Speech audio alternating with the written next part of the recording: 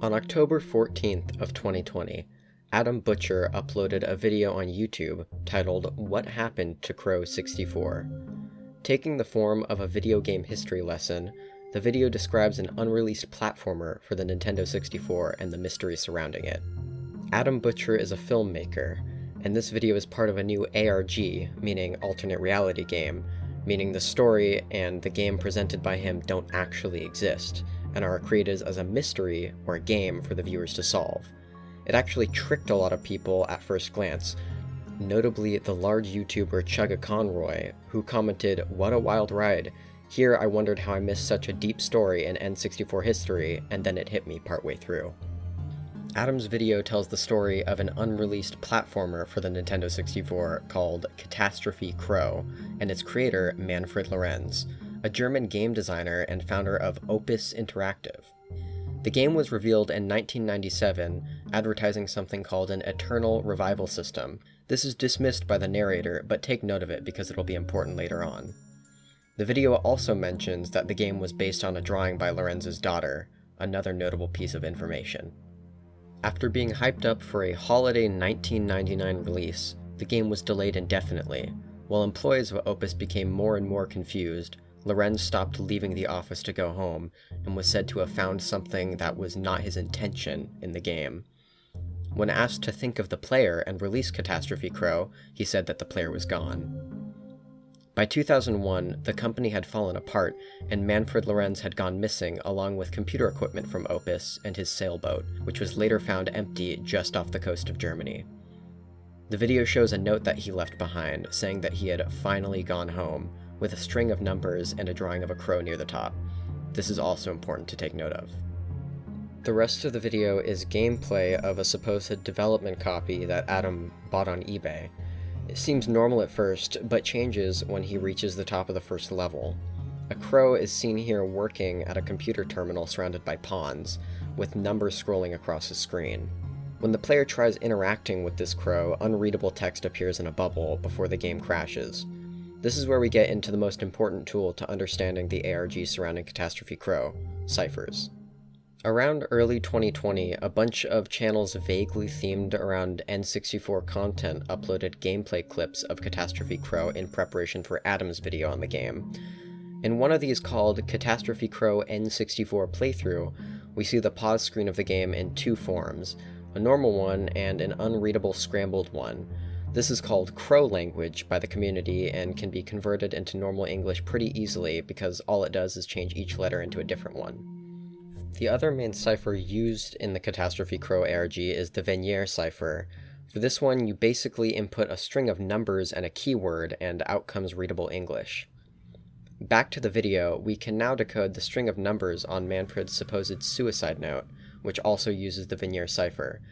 But we can get readable text using three keywords, two that, according to the community's Google Doc, represent the creator's children, and one just being the word crow.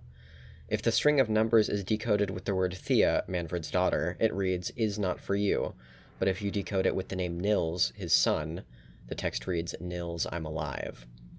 And if we look at where we left off in the gameplay video, the crow sitting at the computer says the words, "I am in hell," in crow language. After this text is shown, the game freezes up, giving a quick glimpse of a house before resetting to the player's position at the beginning of the game. From this point onward, gameplay is increasingly strange. The player walks toward the work building again, briefly seeing a scarecrow and a copy of the player's crow walking through the doors.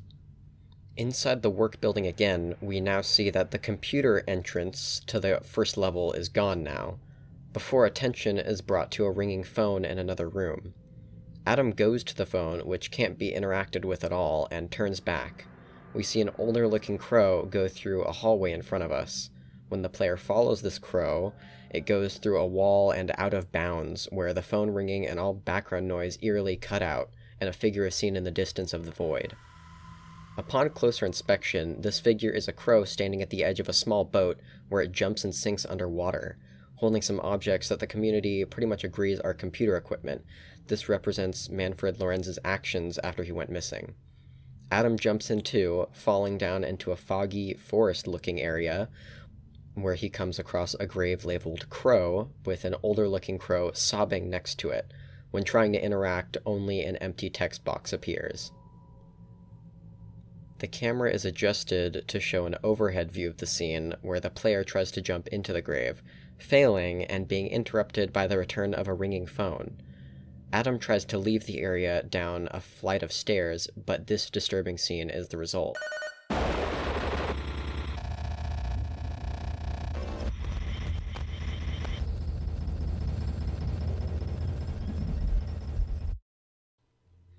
This is an important scene that is noted heavily on the community Google document. The player character, nicknamed Mr. Crow, attempts to walk down the stairs, causing the game to glitch out for a brief moment, and all textures are replaced with photos of brain scans. Then, Mr. Crow falls, and two creatures are seen approaching before the video cuts out. As highlighted in the community Google Doc, this is used as the strongest evidence that whoever Mr. Crow represents was injured or killed falling down the stairs. Perhaps a ringing phone had something to do with this incident. This is why it's a recurring element. At this point, I also find it important to mention that the crow we saw jump off the boat is the same one seen sobbing at the grave in the forest, and has been nicknamed Father Crow by the community. The inside of a house is shown again briefly before the video cuts to a somewhat broken-looking version of the hub world, with misplaced textures and a few seconds of looping music. The player now takes the role of the older-looking Father Crow seen before. The camera rotates to show a house behind the spawn point, one that closely resembles the photo of Manfred Lorenz's home shown earlier in this video. Adam goes inside, where we see the exact staircase model that Mr. Crow fell down earlier in the woods, likely meaning that the events represented in the game may have been something that really happened in Lorenz's home. Father Crow goes upstairs into a child's room, where we see toys on the floor reminiscent of the first level of the game. These are the letter blocks and chessboard, and a few drawings on the wall, one of which the community believes to depict the Lorenz family: Manfred, his wife Marta, and their two children, Thea and Nils. The camera slowly pans across the child's room as a concerned-looking Father Crow approaches a hospital bed, holding a realistically modeled injured crow, which looks like it may be missing its head. This could be related to a possible head injury theory in which a member of the Lorenz family, likely one of his children, had an accident on the stairs, which caused them to become severely injured. This may also be related to the shot of brain scan textures at the stair falling scene. This isn't a part of the community Google Doc, but I did see a seizure theory which also draws from the way Mr. Crow falls down the stairs and the brain scan imagery. The shot continues to focus on the injured crow in the hospital bed, and the room begins to fill with water. It turns dark and a scream is heard. One of the creatures seen earlier in the forest stairs scene comes into frame, pulling the injured crow away into a dark corner. This is where Adam Butcher's video ends, but it's only the beginning for the Catastrophe Crow story. Like I mentioned before, a number of channels related to this ARG started uploading some videos of the game in early 2020, and they quite literally hold the key to understanding the story of Crow 64. The four main channels we're going to focus on are called N64 Long Lost Lore, N64 Excavation Man, 3D Platformers NZ, and 90s Retro Gaming Fred. And each of them has an attached made-up Gmail address made of jumbled letters. When these four are combined, though, they lead to one real Gmail address that can be contacted. The address was recently available on the community Google Doc, but is now removed due to irresponsible activity. This is probably people sending it spam and trying to access the Google account it's tied to. Although, the Google Doc does feature a list of interesting emails and the replies that the community has gotten from this address. Around the 17th of October, some users began to receive replies from this email address, usually asking, "Who is it?" One user called Medley replied with Nils and got this: "My dearest boy, after all these years, I have so much to say. Your birthday is not too far from now. I hope we can meet the day after, in the place we holidayed every year. I will be there. Signed ML. ML. This email is signed by Manfred Lorenz, and pretty much confirms that Nils is the name of his son. But how is that possible? Didn't Manfred jump off a boat in Germany and drown himself in the early 2000s? Now I want you to recall from the beginning of the video, the advertisement for the game mentioned something called an eternal revival system, and more than that, the crow representing Manfred sitting at the computer in earlier gameplay told the player in crow language, "I am in hell." Everything that we see here alludes to the idea that the game was created as a way to give life after death to the player. This is Manfred Lorenz now, but maybe it wasn't intended for him. At the beginning of Adam's video, it's mentioned that the game was based on a drawing by Manfred's daughter Thea, hinting towards the game being made for her. Perhaps this eternal revival system was made for her too. This wouldn't be surprising, because at the very ending of Adam's video, when we see the child's room, the toys on the ground are what inspired the first level of Catastrophe Crow, and the exact drawing made by Thea that inspired the game is seen on the wall, before panning towards the injured crow in the hospital bed. Personally, what I think this represents is that Manfred Lorenz created a game with a purpose of giving his injured daughter a digital form of afterlife, but things took a dark turn when she passed away, leaving Manfred's project empty. This is when he told his employees that the player is gone when questioned about releasing the game. In the end, Lorenz took his own life using Catastrophe Crow's hidden power on himself, in which he is now trying to contact his living child, Nils.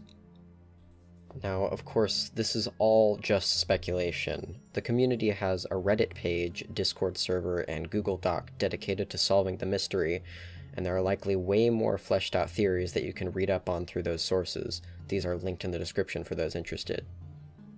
There's also a ton more information in the extra videos of Catastrophe Crow uploaded to YouTube, and in the emails received from Manfred Lorenz's possible Gmail account. I don't have the time to delve into these now, but as more information becomes available and the alternate reality game develops over time, I will likely make a follow-up video. Yes, this is a bit of shameless self-advertisement, but feel free to subscribe and turn on notifications for more videos in the future. Before I end this video, I want to give one big piece of evidence and some food for thought that I really think supports my theory on what Catastrophe Crow is all about. One of the gameplay videos related to Catastrophe Crow that we have is called Let's Play Catastrophe Crow 64 Episode 2, uploaded by 90s Retro Gaming Fred. Now, this is a bit of an obscure piece of information, but I want to give it the spotlight. At 1 minute and 44 seconds in the video, the player tries to interact with a teddy bear, but the text box only shows a mess of pixels with distorted audio. The audio is what's important here because it actually represents binary code, which can be decoded to show a 5x7 pixel image of an Ankh. Weird, right? What's ancient Egyptian imagery doing in a Nintendo 64 game? And why use an object usually represented as being held in the hands of ancient Egyptian deities to represent their power to sustain life and to revive human souls in the afterlife? Yes, this is in Catastrophe Crow, and to me it shows pretty explicit evidence that the plot of the ARG revolves around the afterlife, and the game somehow being used to preserve life after death, in this case with Manfred Lorenz. Catastrophe Crow is a relatively new story made by Adam Butcher. He's a great filmmaker, and I really recommend supporting him through following the Crow 64 ARG, or watching his other projects, or donating to his Patreon directly. I really hope that his creation gets some popularity and recognition, which it definitely deserves, and that the story of Catastrophe Crow continues to grow and develop over time. Keep in mind, this really only started about a month ago when he uploaded What Happened to Crow 64 on YouTube. I really like where it's going so far, and I'm pretty excited to stick with it and see what happens in the tale of Manfred Lorenz and his game. Thank you all for watching. I really hope this mystery piqued your interest as much as it did mine. Assuming the story continues to develop and new things are discovered surrounding Catastrophe Crow, I'll probably make a follow-up video down the line, so feel free to stick with this channel. I also want to mention that I have a Majora's Mask retrospective type video in the pipeline, more similar to my first upload on Portal, that I hope you guys enjoy when I'm finished making it. I've had a ton of fun putting this together in the few days or so since I've discovered Catastrophe Crow, and I really hope you learned at least a little bit from watching. Thank you.